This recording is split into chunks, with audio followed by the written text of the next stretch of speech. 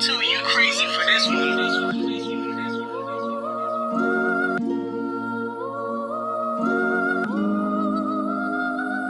I just know I gotta make the top, praying that my tape don't flop. Dreaming when I'm sliding in that jack, bitches panties drop. Before we hit the block, told them bitches be ready. Late night trips to the deli, I can know that we. Alright, what's going on, everybody? This is episode 1, the debut of Wrestling for the Culture. I am your host, Broderick here, and I am so excited about this venture, about this new project that is coming out right now. Man, oh man, I can't wait for it. At first, I want to shout out to my brother Paulino. Y'all here right now. Shout out to him for the intro music. This is gonna, like I said, this is for the culture, so definitely gotta have the music on bumping loud. So shout out to my brother Paulino for that. Gonna have the link to his IG in the bio. But yeah, man, just shout out to everybody. Episode 1, I am so super excited for this. So just to give you a little bit of background on what Wrestling for the Culture is going to be. Wrestling for the Culture is going to be a wrestling podcast, a little bit different, I feel, or at least that's what my hope is. Primary objective is going to be to review all the shows. So we're talking WWE, we're talking AEW. So the primary shows for WWE, Raw and Smackdown, and the primary show for AEW is Dynamite. So those 3 shows I'm going to be reviewing on a weekly basis on this podcast, and also get into a little bit of news, maybe some notes if something is trending. You know, we get into some trending topics on Twitter, and also just maybe a few recommendations if I catch something, if I catch something outside of the big 2 and I really enjoy it and I really think other wrestling fans would like it, or even a casual person who's trying to get into this with me would like it, fuck it, why not let them see it? Why not share the knowledge? And then some other things I hope to get from this show. I hope to provide for you guys. I would love to give other podcasters in this business and wrestling to also have a chance to be able to tell stories, debate, go back and forth on different ideas within the confines of wrestling. And also people who may have been fans before and may not be anymore. Give them a chance to come talk about it, see what's going on with it. Maybe have some fun, maybe have some excitement, because why not? You know, dig? So that is what this show is going to be. That is what I'm going to give to you on a weekly basis. And I hope you guys enjoy, and I hope you guys are on this journey with me as I embark on back into my wrestling fandom. So a little bit of background on me as a wrestling fan, because I know you guys don't know that clearly. But just a background on me. I've been a wrestling fan for a very, very long time. Have always been interested in not only the people in the ring, but also the people outside of the ring. I think it's a very fascinating industry just to begin with. The idea that you have all these people who are independent contractors but are treated like employees as starters. Also, I've never heard a wrestler who is a bad storyteller. It doesn't matter who it is. They all can tell crazy stories. And I feel like just the stories within wrestling and just the ideas within wrestling and how wrestling is treated is very cool, very crazy, and very just out there, man. It's so different from any other industry and so different from any other sport. And yes, professional wrestling is a sport. I'm saying this episode 1. Professional wrestling is a sport, guys. Don't let WWE say that sports entertainment mess. Pro wrestling is a sport. That's what it is, and that's what I'm here to treat it like also. So, yeah, man. So, like I said, I'm just very excited. I'm very happy, and I'm ready to get this shit going, man. Wrestling for the Culture is here, and we live and we direct, and we taking names because the culture always going over. So we taking names. So this week, just to start off kind of this week, I definitely want to give out a recommendation this week. Something that I kind of stumbled across. Shout out to Major League Wrestling, MLW. You can follow them on YouTube. They have a pretty decent show. I've seen some of their stuff. I know they got a whole lot of notable names within that promotion. So I actually turned it on YouTube. I just kind of stumbled on it this week. Just, on YouTube sometimes you just kind of want to put someone on the background while I was cooking, and I stumbled across a guy by the name of Alex Kane. He was managed by King Mo, who I did not recognize. So anybody who knows who King Mo is like a former, well, I think he still is. He's an MMA fighter who was just kind of crazy. Like, he was super nice, super dope. I know he was undefeated for a while, and then I think he lost, but he's always kind of had a little foothold in wrestling. And like I said, man, it took me a minute because I was like, yo, is that King Mo? And I was like, oh shit, that is King Mo. Oh, we lit. Okay. All right. I see you, MLW. So, but the brother Alex Kane, I guess he made his debut. I didn't realize that he had made his debut. I thought he was just somebody that was on the show regularly, but it turns out he had made his debut this week. And I guess his sort of thing is he's like a prize fighter. But he was suplexing people around. And like I said, man, just shout out to the brother, man, because I liked his energy in the ring. I liked the stuff he was doing. I liked his intensity. I thought, I think MLW, got something with him. So shout out to that brother Alex Kane. Don't know much about you, man, but I'll definitely be looking at some MLW stuff just to see kind of where things go.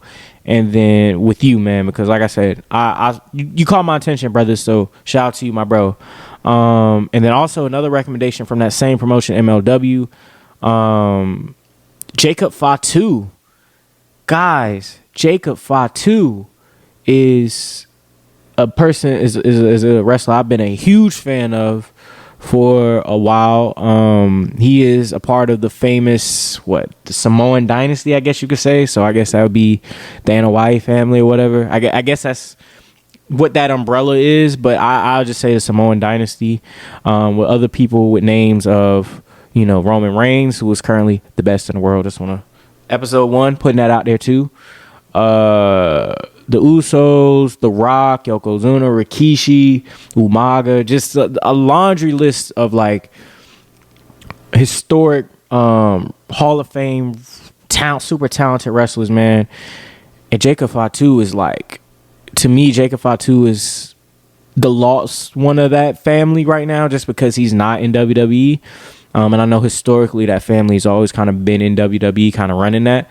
But man, Jacob Fatu is super talented. Dude can do literally everything. Like, he's so talented. And just shout out to him. He's got a match, I think tomorrow. I think it's airing tomorrow night on Vice at 9 or 10 against Alex Hammerstone. Jacob Fatu, just to put some preference on it, Jacob Fatu is their heavyweight champion, their world champion, and Alex Hammerstone is, I believe, their middleweight champion. Like I said, man, it's something that I'm trying to get into right now. Like I said, man, I'm always open to new wrestling, new ideas, new things I can watch and just kind of get into outside of the big two. And every now and again you'll stumble across something that's worth seeing and worth watching. And I think MLW is something.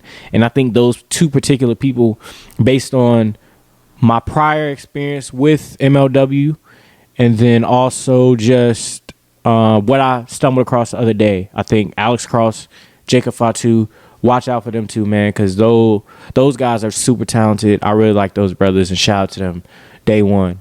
And I look forward to seeing the Jacob Fatu match tomorrow. Or I actually won't even be able to watch it live. I have to watch it sometime this weekend.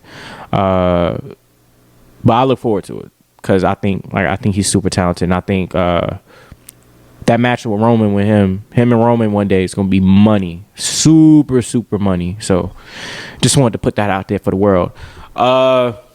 But so like I said, this is episode 1. However, it has been like a super slow week within wrestling and just the news. So today I'm really just kind of gonna give everyone an overview. I thought it was like an appropriate time because the WWE Draft concluded on Monday on Raw, and I thought this would be a perfect time to go through the rosters and just kind of give everyone who may not be familiar with some of these people a chance to kind of hear these names and see not only what I think about them, but also kind of who they may be and what role they'll play within the hierarchy in the grand scheme of the WWE. So it's just going to be a WWE centric debut. So everybody who wants to know my thoughts on AEW, I will definitely give some thoughts on them at the end of the show, just kind of what I'm enjoying about them so far, and some of the people I think are to watch out for there too. So I have the results of the draft pulled up right here. So we're going to, run kind of in order. If my we're gonna run in order. So we're gonna start with night one. So night one was Friday on SmackDown. We're gonna start. So the way, first off, let me say this about this whole draft concept and the whole idea of the brand split amongst Raw and SmackDown in WWE, because I know there's a lot of people who kind of think, oh, well, what's the point of it? I think it should be kept. I think it's a good idea, especially with a company that big. I think there has to be some level of separation amongst who are the people that you're focusing on, because a lot of times if you kind of combine everything together, what can happen is people can get lost in the shuffle. So in order to prevent people from getting lost in the shuffle, the best thing to do, really, in all honesty, the best thing to do is to say, all right, let's split the brands into two. Makes complete sense. So with that being said, I believe there should be a brand split. I think the roster should be distinctive and they should be different. However, this is where I think the line with that should be drawn. I do believe that all of your champions, however, because the goal of pro wrestling is to win championship, just like mixed martial arts and everything else. Your champion should be able to go from brand to brand and kind of linger and do what they want, because you're the WWE champion, dude. You should be the champion of the whole thing. You should be treated like the best performer, the best wrestler, the best athlete amongst this whole group of people. So when you take it and you say, well, we're going to have two world champions, either, to me, you separate it and you say, okay, this is SmackDown world champion and the Raw world champion. And, you kind of set it up in a way to where, they may can compete to be the WWE champion. But to me, I think the WWE champion should reign over everything.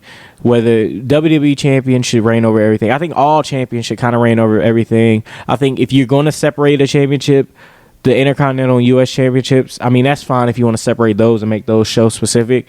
But I do think the WWE championship, the tag team championships, and the women's championships, because there are two for both brands, should be combined into one, and those people should be traveling, because within what wrestling is and what the divisions are, those are definitely like the like, I guess you could say the divisions that most people associate with wrestling. So, single man and woman, and then a tag. Nothing wrong with that. And even a women's tag. I like the concept they got now where the women's tag team champions are traveling. I do like that. I think that's a good thing. But either way, I do love the fact that, they tried to freshen things up a bit. Sometimes if you keep the roster the same, they can get stale. So you always want to freshen them up. Now, that's kind of to put a preference on the brand split and the draft and what I feel about it. Now, let me get to this draft specifically. One thing that I absolutely hate about what they did with this draft was they did a draft, and instead of like anything else, like typically when you see a draft in sports, the results, when people get drafted and the draft is done, the results are typically immediate. So if I was to get drafted to the Lakers, I immediately become of course, I sign my contract and then I become a Laker. But essentially, when I get drafted to the Lakers own my rights. And unless I am coming from overseas or something like that, I pretty much belong to the Lakers almost immediately. And I absolutely hate to put it that way because, don't really like to use the word people, owning someone else, because to me that's a tie back to slavery, and we all know how that should be treated. But just the fact that they have the right to use my services, I guess that's the way I want to use it, or I should say it, to be able to get them my services immediately, and it not be a situation where, I got drafted today, but the thing won't even go into effect for another 3 weeks.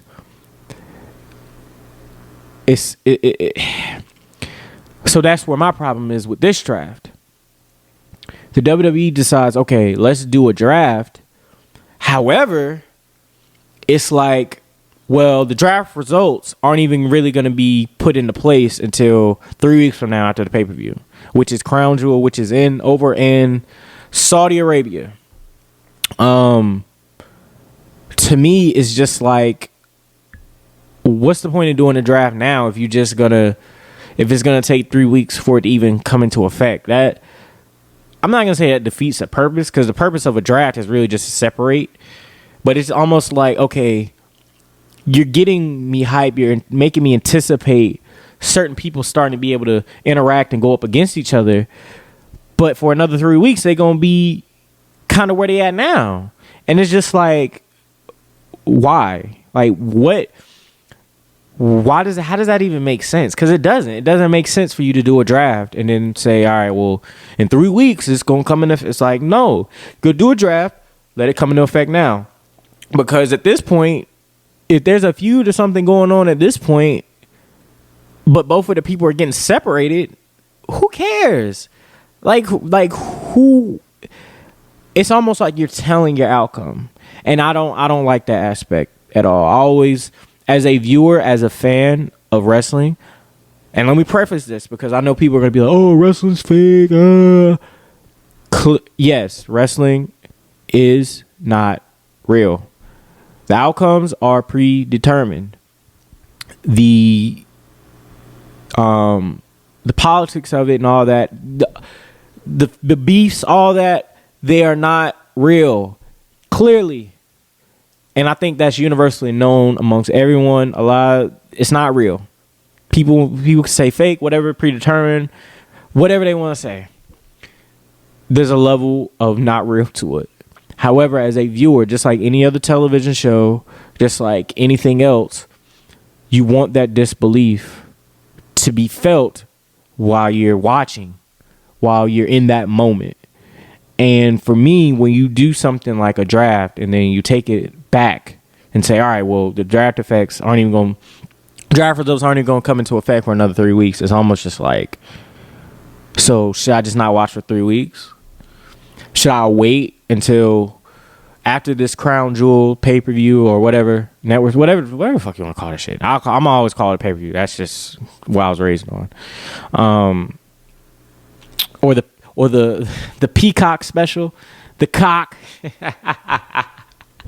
Oh man. Should I wait until after that? Or should I keep watching now? Seriously.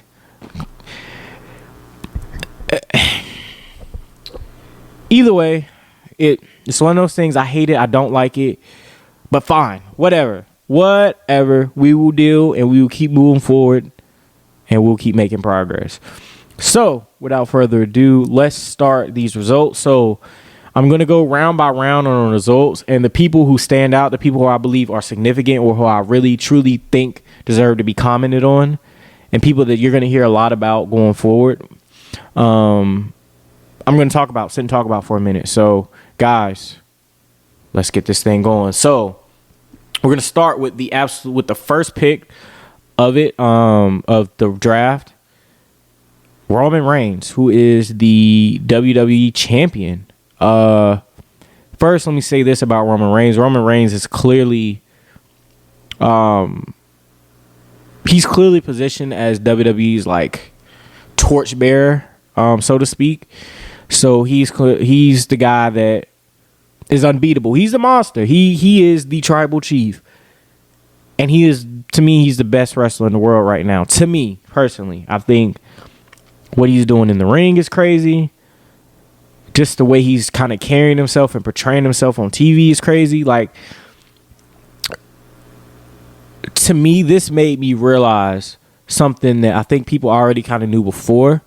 But Roman Reigns is a whole lot better as a bad guy. He comes across a whole lot better as a heel or a bad guy, compared to him being a babyface or a nice guy.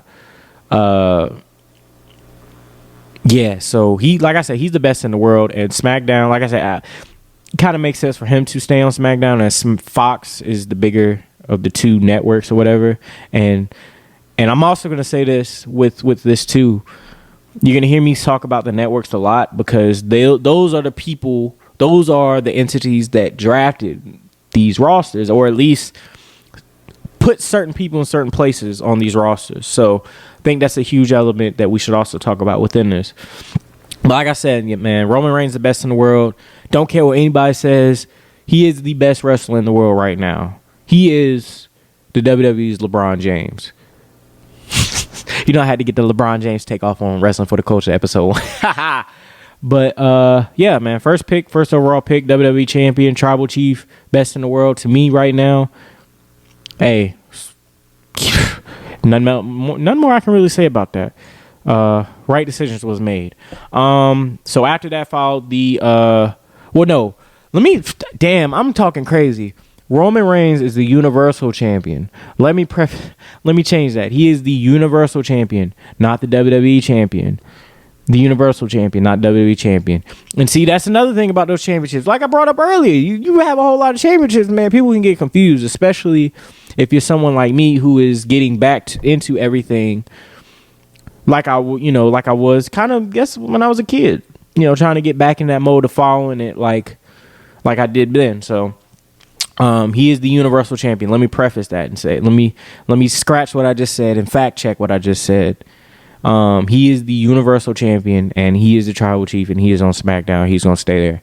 Raw, the number one pick for them was Big E. He won. He is a part of the New Day, and he just won the WWE Championship. Haha, I got it right this time, from Bobby Lashley.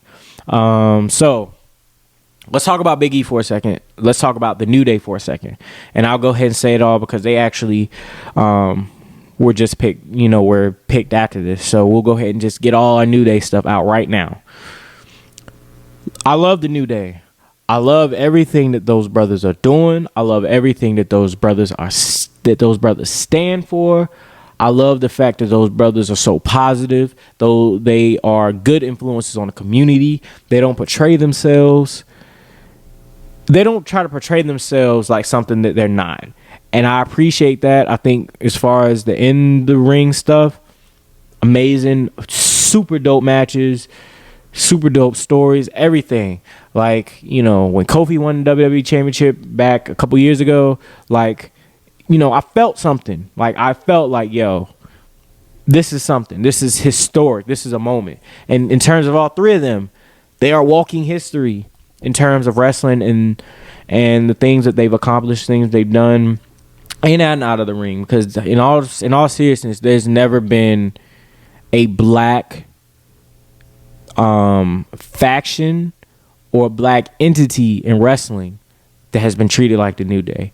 And for that, I applaud those brothers. I love those brothers in all seriousness. But, no, let me not say but, because but discredits everything you just say.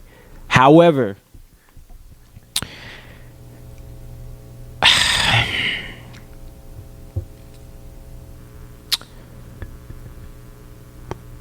kind of getting tired of them. Not hot take episode 1. When I say I'm kind of getting tired of them, I mean, I kind of want them to freshen up what they're doing.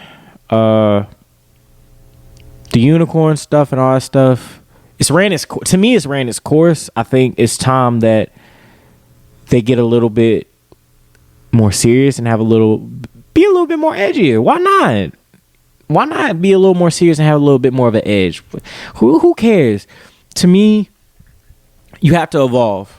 And I just think that the New Day, I love them, but I think they've struggled to evolve. And a part of that, I think, is just because of how much people love them as they are, and how successful and how much people have tried to how much merchandise they sell, how much love they get from the fans online, and even when you go to a show and you see mad kids with shirts and all that stuff, like, that's a big thing, and I appreciate that, and I agree with that, and I love that, and I think that's dope. But to me, it's about evolution, and after a while, if you're gonna keep a team or a faction together, at some point they're gonna have to evolve, and they're gonna have to change, and they're gonna have to kind of restructure and reshape. And I like how they have been separated, and I'm gonna get to that in a minute. But just gonna say that about the New Day as a collective. As far as Big E goes, and I saw this on Raw on Monday.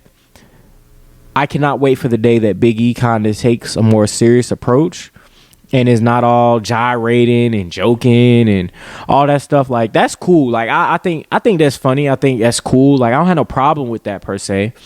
But I just think that if you're gonna be the WWE champion, bro, you got to be serious. Like, you can't carry yourself like a goof.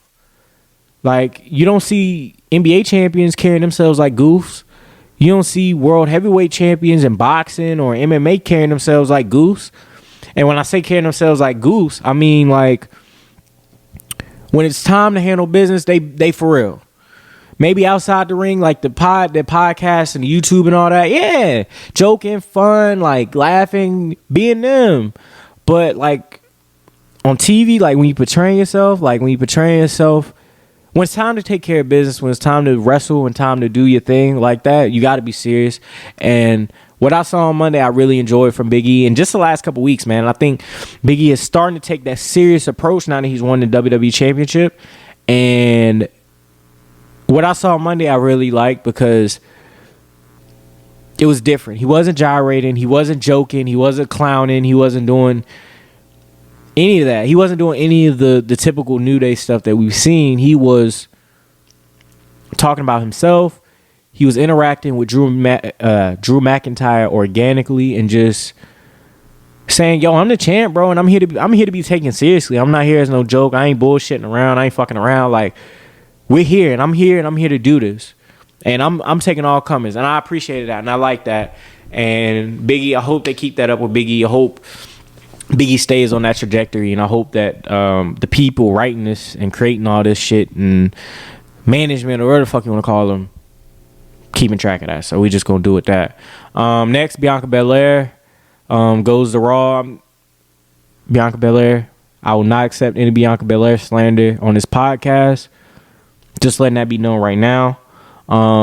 So that tells you all you need to know about my thoughts on Bianca Belair. Charlotte Flair.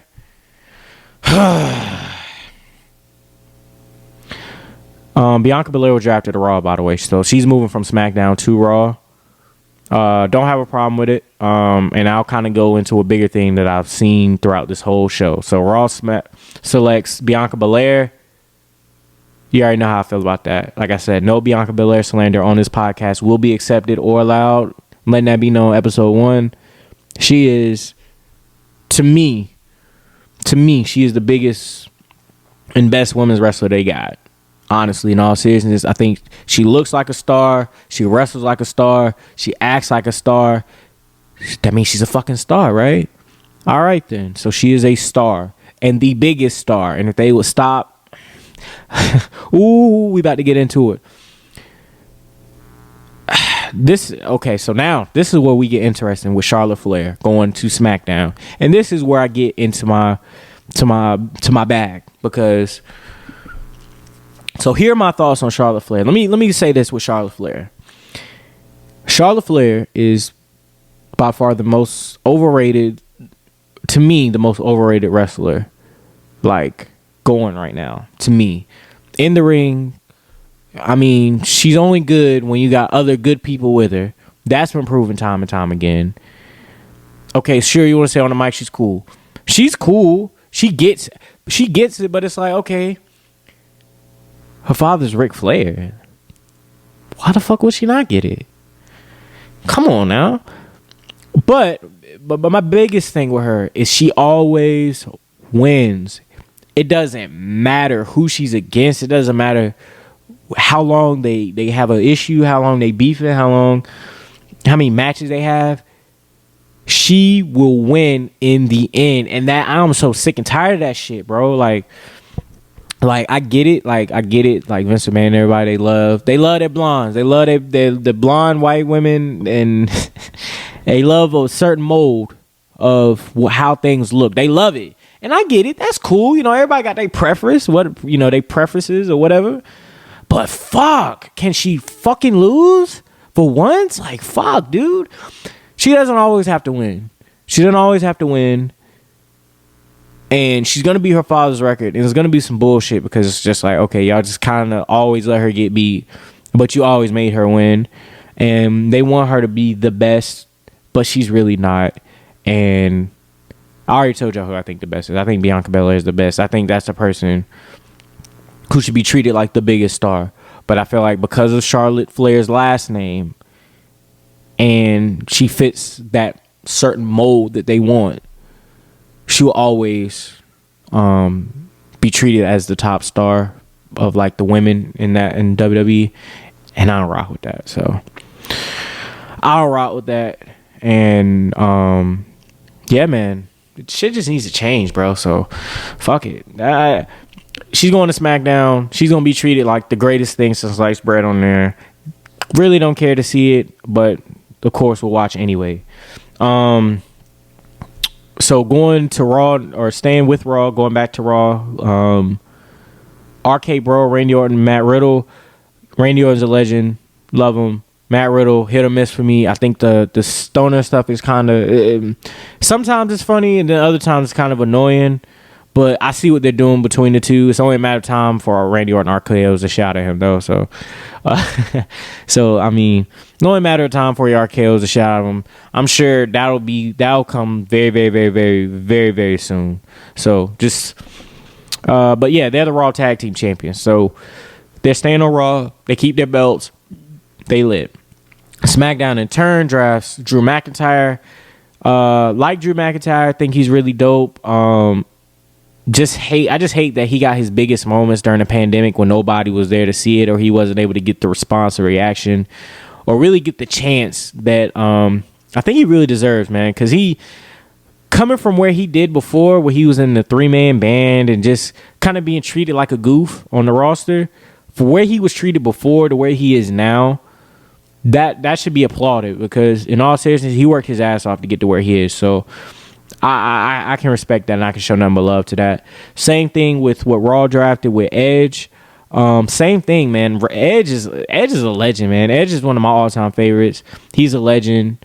I'm just glad to see him back with all his injuries and all the problems that he's had in the past, man. Them damn TLC and ladder matches and caught up with his ass, man. But I'm glad to see the brother back. I'm glad to see him doing his thing. And plus, he is a North Carolina resident, Asheville. Shout out to him. Shout out to Beth Phoenix. And just shout out to Edge, man. We love him on this podcast. New Day, like I said, always love.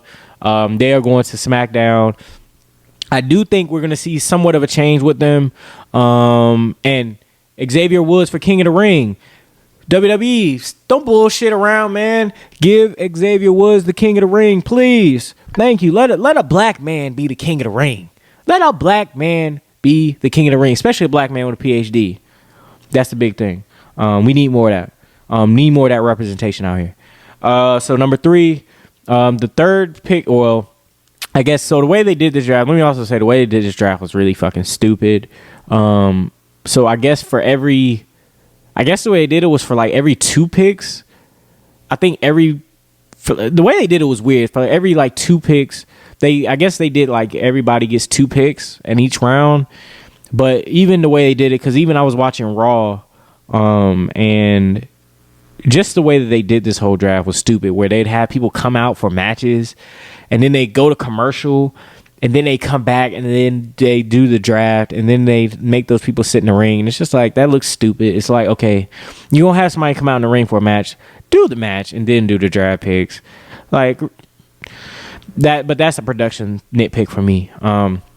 So Raw comes back and drafts Rhea Ripley and Nikki Ash. Rhea Ripley, see, 2 R's, baby. Rhea Ripley, I like her. She's cool. Nikki Ash, either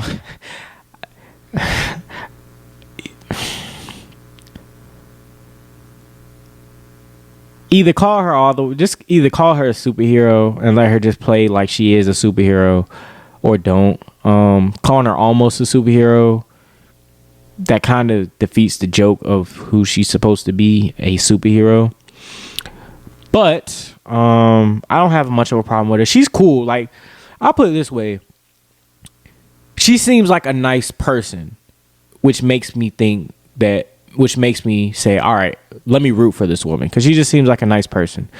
So to come back with that, you got Happy Corbin and Madcap Moss. Now, who the fuck is Madcap Moss, and why the hell is his name Madcap Moss? I do know. Well, I know who he is, but it's at the same time, it's like, well, who the fuck is that? Why do we care? And what kind of name is that? That's a weird name. And then Happy Corbin. I don't have a problem with Baron Corbin. I think he's cool. I think he's really out. His whole purpose is to be out there and annoy the shit out of everybody. But him hitting the slot table, or hitting the slot machine and damn blackjack table and winning a whole bunch of money, and I didn't like that. I thought that was lazy. Just the way they portrayed that, I thought that was lazy. It's like, let him be homeless, let him be a bum ass, you know what, for a little bit longer. Just let him be a bum ass motherfucker for a little bit longer. So all right, boom. These next 2 picks I definitely want to get into, because they are both very, very much for the culture, and I love both of these picks a lot. I think they're very big deals. Even in the placement of them being in the 3rd round, I think is a big deal. 3rd round, night 1, I think is a big deal.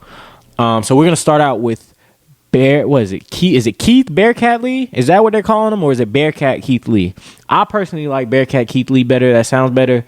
But Keith Bearcat Lee, he is going to Raw. This guy, I feel so bad for him. First off, let me preface this by saying he got COVID earlier this year. He had COVID, and it really fucked him up, man. He had some heart issues and stuff, and he was put on a shelf for a while, and he was somebody who had a whole lot of momentum at that time when he did catch COVID and he did get taken out by it for a little while. But this dude is so talented. First off, he's this giant man, huge man, but super freaking athletic, super good on the mic. Can work with anybody, even at his size. Even at his size, he can wrestle anybody, and it makes sense and it looks good. It's not like some BS.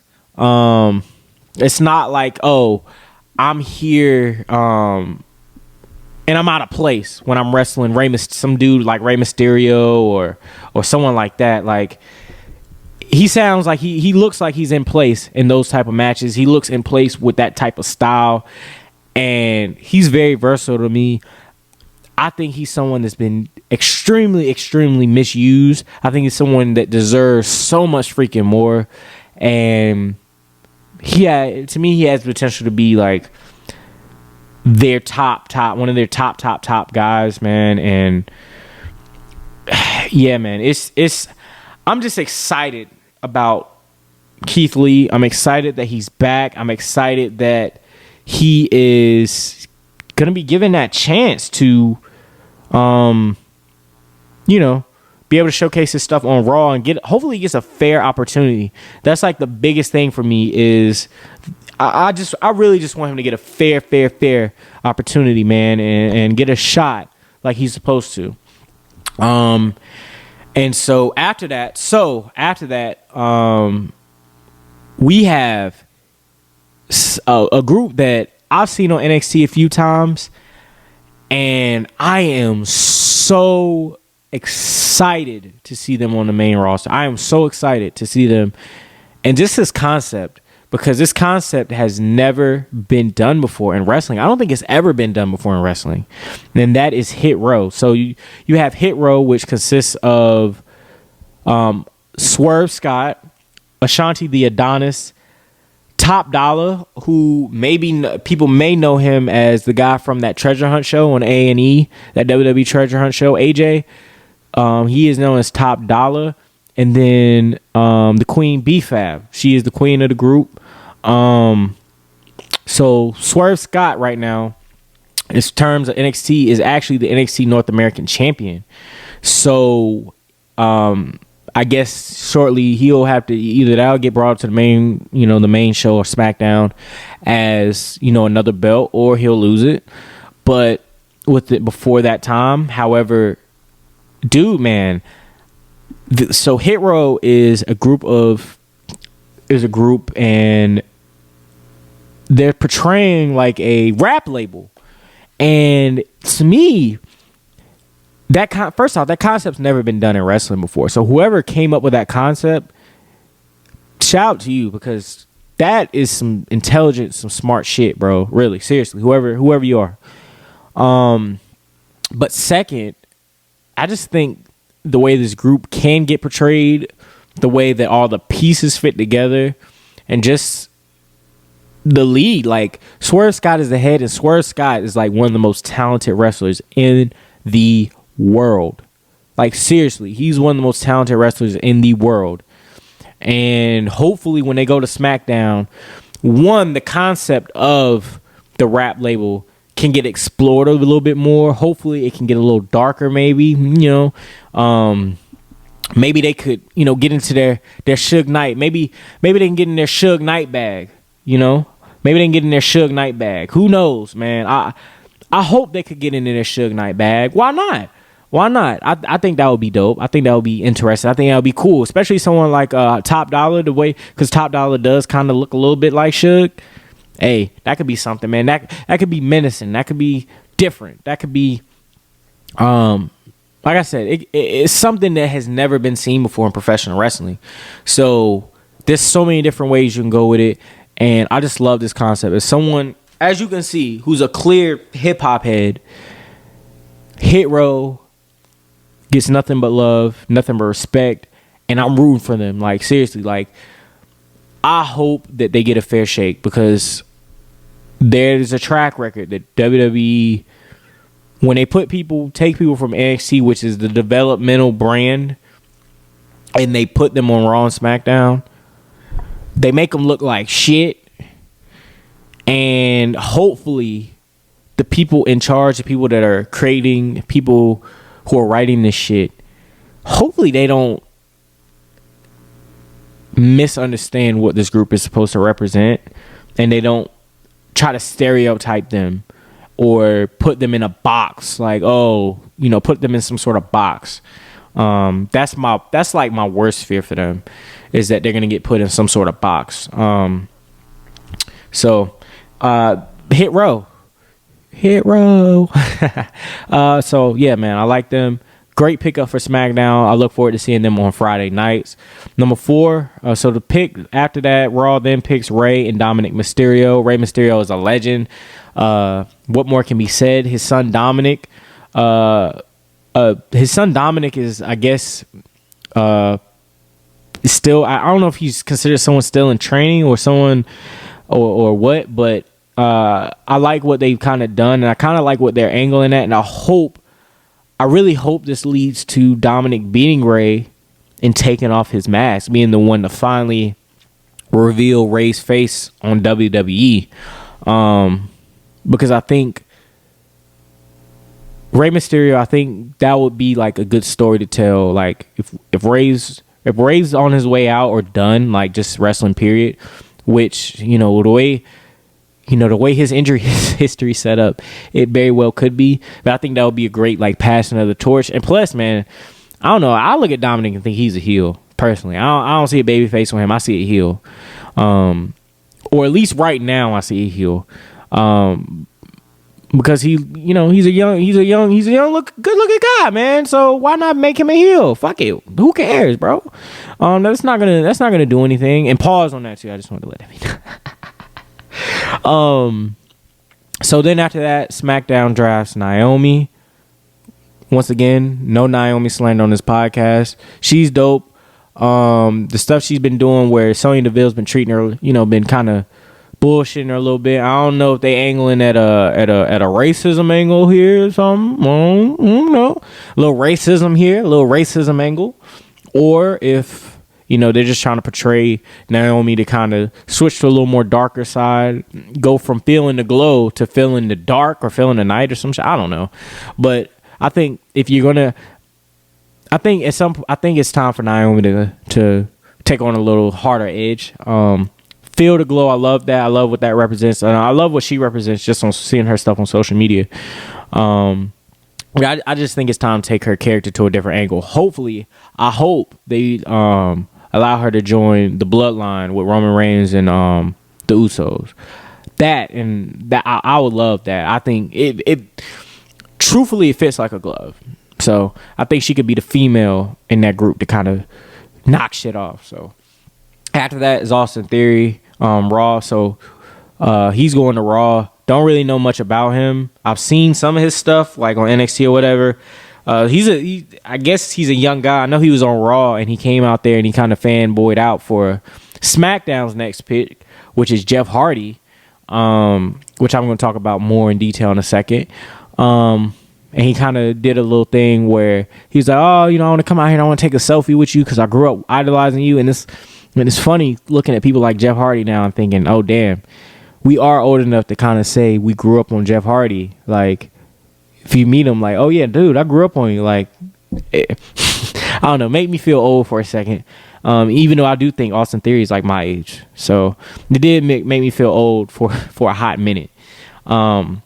But yeah, he's a younger guy, so hopefully they got something for him. Hopefully they do something for him. I know they are trying to establish some younger people, and I think Raw is kind of the place that they're doing that, just based off of the rosters, which, like I said, we'll go into more detail as we keep going. Jeff Hardy, living legend, walking legend, no disrespect to him on this podcast ever. Cameron, North Carolina stand-up. Y'all know how we get down with Jeff Hardy. It goes without saying. He's going to SmackDown. I know on Raw, I think he's angling at becoming Willow. If we get the Willow appearance on SmackDown, oh, it's over. It's over. The game is over.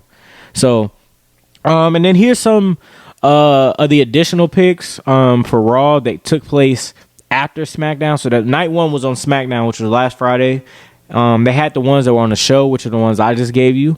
And here's some just kind of the additional ones to kind of fill out the roster. We're going to go with the people that I really don't have much to say about first, then the people I have a little more opinions on. Drake Maverick, don't really have much of an opinion on him.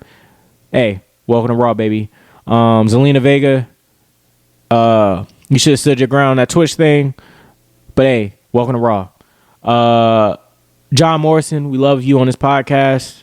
Should never came to WWE. That's all I'm going to say. Alpha Academy, extremely underutilized, but definitely in Alpha Academy, let me say this. Alpha Academy consists of Otis, who was the big fat dude that was talking, that had the Money in the Bank briefcase for people that may remember that. He used to have a beard, but now he got the bald face. And then you got Chad Gable, amateur wrestler, former Olympian, super dope, super underutilized. Yeah, man, they're going to Raw. I think that's a big deal for them. I think it's a good thing for them. I think they're going to have more of a chance to shine as a unit and also individually on Raw as well. After that, we're going to go with who are we going to talk about first? After that, you got Doudrop. Seen her a few times on Raw already. Don't really know much about her, but I mean, I'm indifferent. I'm indifferent on her. But she's new. She's a new face. So because she's a new face, hopefully they treat her the way that she gets a fair shake. Let's see, R-Truth. Y'all know the Abby on Twitter is R-Truth with the NWA champion. Which, fun fact, he is the only black man to ever win that belt. Recognized black man to win that belt. So he is a legend and should be treated as such, a walking, living legend. And I know WWE's more jokester and treated kind of like a joke, and that's fine. It works for him. He's treated like a joke on TV because outside TV, he ain't no joke. He ain't bullshitting. So, but he's a real one. He's one of my all-time favorites. So, like I said, just shout out to the brother. And like I said, you see the Abby. The Abby is R-Truth with the NWA Championship. So that should tell you all you need to know. And he's from North Carolina, Charlotte, North Carolina. Stand up. Shout out to my cousin Michael. That's his neck of the woods. Let's see. John Morrison. I think I already talked about John Morrison. Akira Tozawa. He's funny. He makes me laugh. So he's good in my book. So let's see. Reginald or Reggie, who is the 24/7 champion. I'm indifferent on him. He makes me laugh because I know he's supposed to be like a echelon, the real bourgeois of the bourgeois. But brother be doing flips like a motherfucker. So he, like I said, shout out to the brother. We love the brother on this podcast. Always will. Always will represent for the brothers on this podcast and the sisters on this podcast. So we're gonna go to Nia Jax.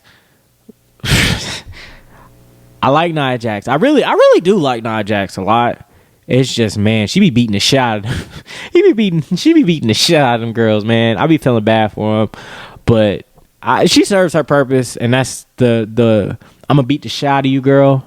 She serves that purpose. She does it pretty well, and it looks real. Well, let me not say it looks real. I can feel some of them slams my damn self when I be seeing them, when I see her do it. But I love her. I love her. She's good. She does her thing, and hopefully she'll be off Raw for a while, because I know Shayna Baszler broke her arm, right? I guess you would say that broke her arm. Hopefully she'll be off for a while. SmackDown. So, and then the last pick of that, and this is someone who also is criminally underutilized. Apollo Crews and Commander Aziz. Commander Aziz does nothing for me. I really could care less about what they do with him. But Apollo Crews is criminally underutilized. I will say this and say this and say this again. Apollo Crews for world champion. Jesus, man. He is one of the most talented people in the ring that they got. And dude has been killing it on the mic since he, has went back to his Nigerian roots. So please, can we get Apollo Crews for the WWE champion? It went, in all seriousness, it wouldn't shock me if they did just on a throwaway. Like on a throwaway pay-per-view or something, if they did put Apollo Crews against Big E on Raw. So it's like put them back in the program because they do have like a little bit of a history. So, but yeah, man, Apollo Crews, man, dude, this dude is next level, and everyone should make it a point to check him out. So that's for Raw. That's the additional picks for Raw. The additional picks for SmackDown. Aaliyah, have no idea who you are. But hopefully you get a fair shake since you're a new name. Toni Storm, underutilized. Hopefully she's a new name, but she's really dope. She's really talented. Hopefully she gets a fair shake. Drew Gulak, I thought he got released. Mace. Is Mace and T-Bar. T-Bar got moved to Raw. Is Mace, I can't remember. Is Mace what's his name? DL Madden, the dude that was with the dreads. Is that Mace or is that I don't know. Either way, hopefully they can give him a fair shake.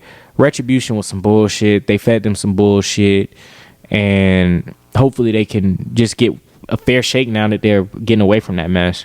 Mustafa Ali and Mansoor, I like them. Mansoor is funny. I like him. He's cool. I like him. He's funny, and to me, he comes across as what he probably is, which is somebody who didn't expect to get into this, and that they did. They're having fun. So, hey, much love, much power to you. So that was the first day. That was the first night of picks. We're gonna go to the second night of picks. And this happened on Raw, so I was watching a little bit of Raw, and was kind of going through some of these as I was doing it. So we're gonna start with the first pick on Raw, Becky Lynch. she just came back from having her kid. She's a champion. I like Becky Lynch. I really do. I think she's good in the ring. I think she's good at the promos and all that. But please don't turn her into the orange-haired Charlotte Flair. She doesn't need to win every fucking thing. Like, she did not need to beat Bianca Belair in, what was it, 90 seconds? Whatever the fuck it was. She shouldn't have beat Bianca Belair that amount of time. If she was going to come back, she should have worked a proper match. She should have had a proper reintroduction and not just, oh, we're going to throw her out there as a surprise because CM Punk went to AEW and we're going to have her beat Bianca Belair in like maybe even a minute. I don't even remember how long it was, but it was disrespectful. It was extremely disrespectful to Bianca Belair. But like I said, hopefully Becky Lynch doesn't turn into that. But Becky Lynch, I am a fan. So Raw selected her. The SmackDown completed the bloodline, made sure the bloodline stayed intact with the Usos. Dude, man, the Usos, I love the Usos. I've always been a big fan of the Usos. Especially the stuff they're doing with Roman Reigns, man. It's just, God, man, right now, they're the best thing going in WWE, and in my personal opinion, I think they're the best thing going in wrestling right now. Just the way that they all interact with each other, and Paul Heyman being within that mix makes it so much better because Paul Heyman is so good at just being a character. Because even him on Raw, like the whole point of him coming with the Usos to Raw was to make sure they got drafted to SmackDown with the word being from Roman Reigns to make sure that happened. And even just the way they showed them in the back, and Paul is sitting there just rubbing his chest like, oh my God, thank God, oh Lord, thank you, and like just kind of having that cry for mercy right there. I thought it was dope. So it like I said, man, I'm glad to see them on SmackDown. Hopefully it stays that way. Hopefully they don't move them back. And I look forward to seeing them, man. Definitely. So Raw selects Bobby Lashley. Man, I'm a big fan of Bobby Lashley. I've been a big fan of Bobby Lashley since I was a kid. The dude is super talented.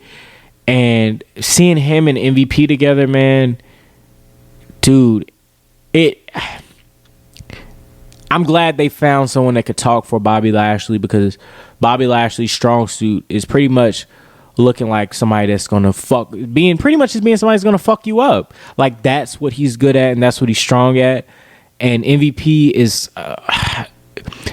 has added so many different layers to Bobby Lashley that I think when he was there before, they didn't know how to tap into, and they tried it with Vince McMahon and that shit didn't work. Because he's not that type of guy. He's not that type of character.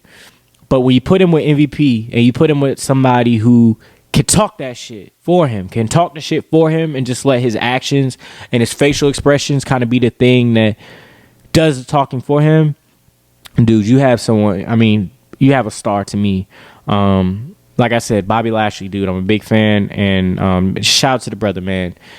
From where he was when he was in WWE before, and to where he was when he first came back to where he is right now, dude, he's done a complete 180 to a lot of people, and I'm just glad to see that the brother is getting treated like a star. And hopefully, and please, can we get the Bobby Lashley Brock Lesnar match? Fuck, damn, can we get it? Anyway, so SmackDown comes back and drafts the boss, Sasha Banks. Big fan of her. I think she's someone who's been underutilized. To me, she's been mistreated. I think as much as she's been treated like a star, she's also been treated like she's a level below Charlotte Flair and Becky Lynch, and I don't like that. I don't like that at all. And to be honest with you, she's actually more talented than both of them. But, well, at least Charlotte. She's more talented than Charlotte. Becky, I think her and Becky are probably right there together. But Charlotte, I know for sure she's more talented than Charlotte, and I don't give. I don't care who disagrees with that. I don't care. So coming back from that, Raw selects Seth Rollins. Think he's super dope in the ring. He annoys the shot of me on everything, like in the promos and all that. His character just annoys the shot of me, but I think he's super talented. Him and Becky won't get separated. So, hey, fresh start for him. New opponents, new faces. And I know plus he's doing some stuff with Edge right now. Hopefully that runs its course after the Saudi Arabia show and he can start feuding with other people. I'd love to see him, and I'll come back to this with Raw's next pick. I would love to see him fight, go up against some of the newer guys. But personally, I think he should turn babyface and go up against one particular guy that I'm going to get to very, very soon, who I'm a big fan of. So we're going to keep going with that. But yeah, Seth Rollins is going to Raw. SmackDown, King Nakamura and Rick Books. I don't know. That shit's funny. I like him, bro. I like both of them. King Nakamura, very entertaining, like one of the greatest teams to ever come across. It's just a cool theme. And Rick Boogs, full of energy, and I don't know. He's just one of those guys. I guess it's the name, maybe, I don't know. But he's I don't know. He got that it. Whatever it is, he got it. So they're going to SmackDown, staying on SmackDown, and keeping the Intercontinental Championship on SmackDown, along with the Usos, who are keeping the SmackDown Tag Team Championships on SmackDown. So it seems like for the most part, all the champions on SmackDown except Becky Lynch are staying kind of on that brand, but they pretty much swap Becky and Charlotte. So I'm assuming Becky's going to get the Raw Championship and Charlotte's going to get the SmackDown. I don't know. Like I said, you shouldn't have two separate women's champions anyway, especially not women's world championship. Either way. So after that, Raw gets Damian Priest, who is the United States champion. Had a very good match with Jeff Hardy on Raw. I thought it was a really good match. I thought the finish was kind of interesting too. He's super talented. He's a recent come up from NXT. I think he's dope. I think he's gonna be world champion very, very soon. It wouldn't. To be honest with you, it wouldn't shock me if he wins the Royal Rumble. It wouldn't shock me if they either turn Big E or they give Bobby Lashley back the belt. Don't be shocked if Damian Priest wins the Royal Rumble. I'm putting that out there right now. Don't be shocked. So after that, he's staying on Raw. After that, Sheamus is going to SmackDown. I'm going to say this right now. Be prepared for the Sheamus and Nakamura feud for the next 3 months because it is going to happen. It's almost written in stone. And plus, I think the Intercontinental Championship is like the one belt Sheamus has never won. So with that being said, don't be surprised if he beats Nakamura for that belt. And he etches his name in stone with, I think, maybe a few other. I think there's maybe one or two other people that have won literally every single belt that has been offered during his time, I guess. Well, at least all the main belts. I don't know. I don't know how all that stat stuff works. But I know but I know for sure the one belt he hasn't won is the Intercontinental. But yeah, he's been doing good, man. I've been liking the stuff he's been doing lately. He's had some good matches. And yeah, you can just tell now he got it now. So it's cool. I like him. I think, like I said, that Nakamura and Sheamus feud is that's going to be a 3-monther right there. So after that, you got AJ Styles and Omos staying on Raw. Omos is 7'3", legitimately, and I'm glad that he's working with AJ Styles. I'm a huge AJ Styles fan. He's another one of my all-time kind of favorites. I've always kind of been a big fan of him. I've always kind of thought highly of him, and I'm just glad to see that they're not separating them. I don't think Omos is ready to be separated yet. I think Omos definitely still needs some time to learn, I guess is the right way to say, because he hasn't been doing this that long from what I understand. So they're staying on Raw. Shayna Baszler's going to SmackDown now. Shayna Baszler, I really, really like Shayna Baszler. I think she needs to start being portrayed as the badass that she is. She is a badass. She comes across, her moveset is a badass. It's like a badass. The way she looks is like a badass. The way she carries herself is like a badass. She needs to finally be treated like an unstoppable badass. She's to me, out of all the women in WWE, she has been used the absolute worst, and she's been treated like shit, and I don't understand why.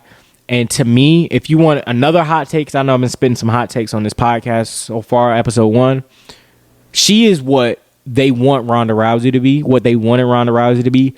Shayna Baszler is that. Someone who actually looks like a badass, who actually really comes across like a badass and doesn't have to front like a badass. Doesn't have to, and also doesn't have a track record of running when she got her ass whooped either. So, hey, I'm throwing that out there. That's me being real. I don't care who thinks otherwise. She quit once she realized the other women caught up to her ass. And that's in reference to Ronda Rousey, not Shayna Baszler. Shayna Baszler, love you. Hopefully on this I love you on this podcast. Hopefully you can go to SmackDown and thrive there. I hope they treat you like a badass, and hopefully they can let you thrive in the way that you should. So Raw, so that's Shayna Baszler's going to SmackDown. Going to Raw is Kevin Owens after that. Kevin Owens is counting down his time until his contract runs out to go to AEW. I think his contract runs out in January.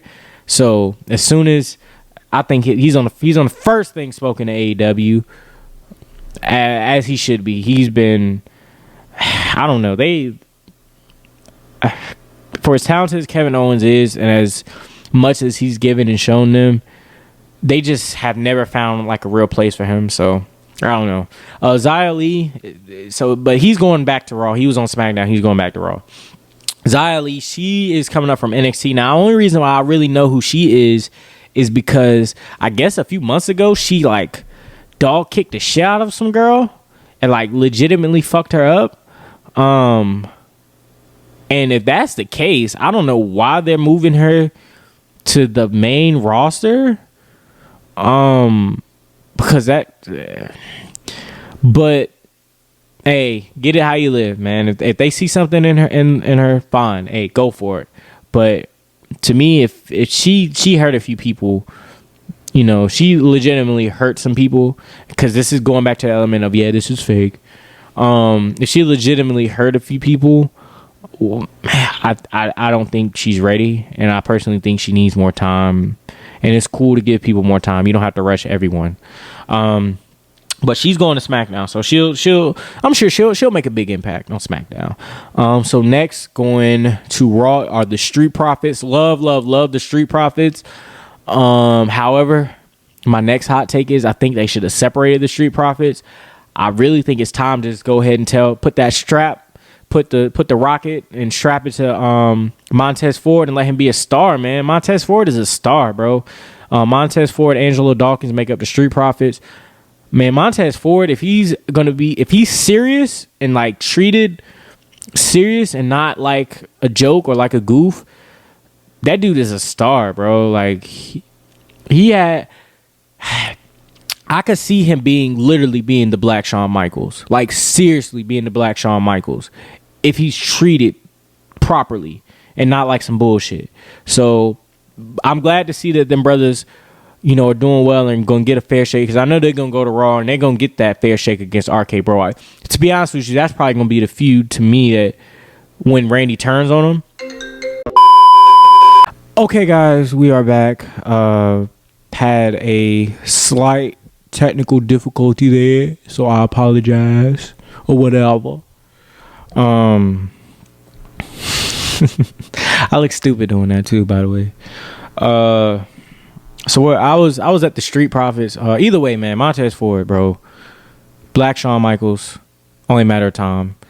But yeah, shout out to them. I'm big fans of theirs. I think they're really dope. So back, and I'm talking about the WWE Draft. Just make sure everyone knows we're talking about the WWE Draft here. I wanted to go kind of round by round, talk about everybody that I go through who was drafted, and kind of see, you know, talk about what value I think they hold, what place I think I see them, where I as a fan see them. So yeah, that's what I'm kind of doing. We're here. We are night 2 We're at SmackDown's next draft pick, which is the Viking Raiders, which I'm indifferent on. They're good. I like them in the ring, but I'm very indifferent on them. And then after that, that's when Monday Night Raw selects Finn Balor, who I am a big fan of, who I hope gets treated like the star that he is. He, like I said, he just had been dealt a bad hand, and I don't think he's ever been treated properly. Same thing with SmackDown's next pick, Ricochet. Love Ricochet. Ricochet has not been treated like the star that he is. Like, this dude, like, at one point was one of the biggest, I guess you could say, free agents in professional wrestling. And was, you know, everybody wanted him. This was before AEW became a thing.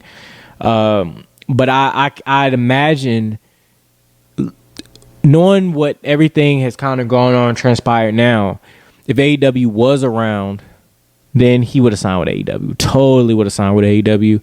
And don't be shocked whenever his contract runs out, if he does sign with AEW. I think he would be at home there anyway. So that's just me. So then we're going to talk about the next pick by Monday Night Raw. And Ricochet is going to SmackDown. He's switching from Raw to SmackDown. Just wanted to clarify that. The next pick after that, I absolutely love this pick. I think this dude is a huge star soon. He's going to be one of the best he's going to be one of the best people, like one of their top guys, very, very soon. And that's if they stop fucking him up. Oh my God. And that's Mr. Karrion Kross. From the look to the character, the way he portrays himself, the moves in the ring, and how everything. This guy, man, this guy's next level. He's different. Like, and I hate that they messed up everything, because I saw him in NXT and I thought this dude was different in NXT, just the way he was carrying himself and the way he was portraying himself. But then, of course, he comes to Raw. One, they take away his wife's Scarlett, well, his fiance. And shout out to them, Scarlett, who is like the center. I ain't gonna say she's the centerpiece of his whole thing, but she's like a big piece of like that whole act and what he got. They stripped that from him. Then they put like a weird like gladiator, BDSM type outfit on him. This mask. And then these suspender looking gladiator thing. It was like, dude, we all are messing this dude up for no reason.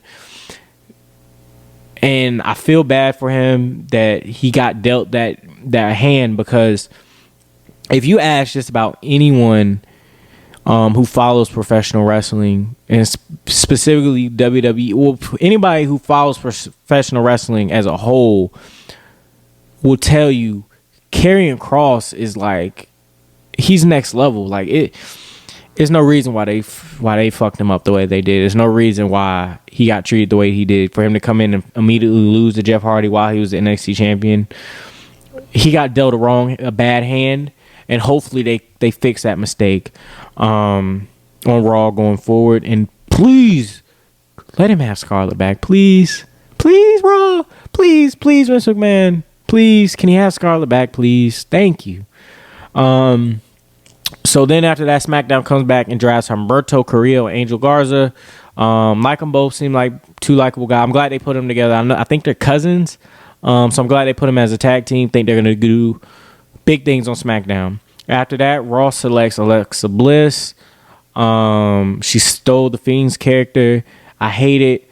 But apparently, from what I've read, she's actually going to take some time off. I guess she's getting married, so she's taking time off for that. So I guess I'm indifferent until I see what they bring her back with. Hopefully they get rid of all that doll bullshit. That stuff.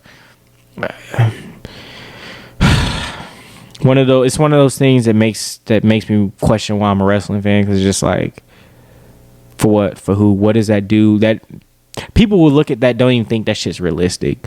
So who cares? After that, SmackDown selects Cesaro. Once again, another guy who's been criminally underutilized. I hope and another thing, back on with the Sheamus thing before, don't be surprised if they put Sheamus and Cesaro back together. I think that's a wild card kind of take. Don't be surprised if they do. Just putting that out there right now. Putting that energy out there right now. So he's going to Cesaro's going to SmackDown. After that, Raw selects Carmella. Ugh. I'm going to keep moving. And I say ugh. Like, I really could care less to see her at all. She doesn't bring any real value to me. She doesn't really add any real value to, and that's no disrespect to her as a person, but in terms of this, in terms of wrestling, in terms of the show, she holds no value to me. And then after that, Rich Holland got selected to SmackDown. So he's someone that's coming from NXT. I don't really know much about him. The only thing I do know is he was with Pete Dunne for a minute. And then also he was hurt. I think he was hurt with like a torn ACL. So I guess he's kind of making his way back for real. Just like anybody else is coming up, it's going to be a new face. I hope they get a fair shake. That's all I hope. They get a fair shake. They get a chance to showcase their talents as good as they can. However, from what I've seen so far, pretty indifferent on them. Don't really matter. And so from then, we're gonna keep with the SmackDown pick because the last person that I want to talk about is a complete left field pick. But we're gonna go with SmackDown and give SmackDown's final pick, which was Sami Zayn. Love Sami Zayn. Another one of those guys. When his contract is up, he's going to AEW. I think it's kind of etched in stone. He's going to AEW. To me, no way around that. And then finally, so this is the final announced pick that I'm going to say because this is the final one that they mentioned or that they announced. And that is the Olympic gold medalist. Damn. Oh man, the Olympic gold medal. You can tell I don't know no Olympic gold medalist because I can't even get the saying right. So I clearly don't know any. But this man his name is Gable Steveson. So he is a amateur wrestler, and he won gold at the Olympics that happened this past summer. He won a gold medal, and WWE signed him. He actually got one of those NIL type deals, one of those intellectual property type deals, so where he was able to sign with WWE but also still be able to finish out his amateur career at the University of Minnesota, because I think he's a defending national champion too. I don't know how many national championships he's won, but I know he's a defending national champion also. So but that was a left field sort of pick because one, I don't even know if he started training yet. And two, he hasn't been on TV yet.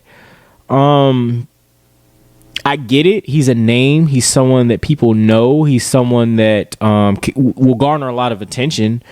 However, I don't know if that's like the best move for him just to hotshot him like that. I don't think you're doing him any favors by hotshotting him, especially someone that's getting comparisons to Brock Lesnar and Kurt Angle. Like, you saying, all right, he ain't even going to go to the developmental stuff. He's beyond that. He's going straight up to the main show. I think that's putting a lot of pressure on the guy, and I hate to see this brother not be able to live up to that pressure as quickly as those other guys did. Just because, I mean, Kurt Angle, within a year, that dude was champion. Within I think like 6 months, Brock Lesnar was champion. So in the context of that, and just the fact that those dudes are just really fucking good. Like, they're really good at this shit. Just in general. They're just all-time legends at wrestling anyway. I'd hate to see the brother get put in that position where he's supposed to live up to those expectations.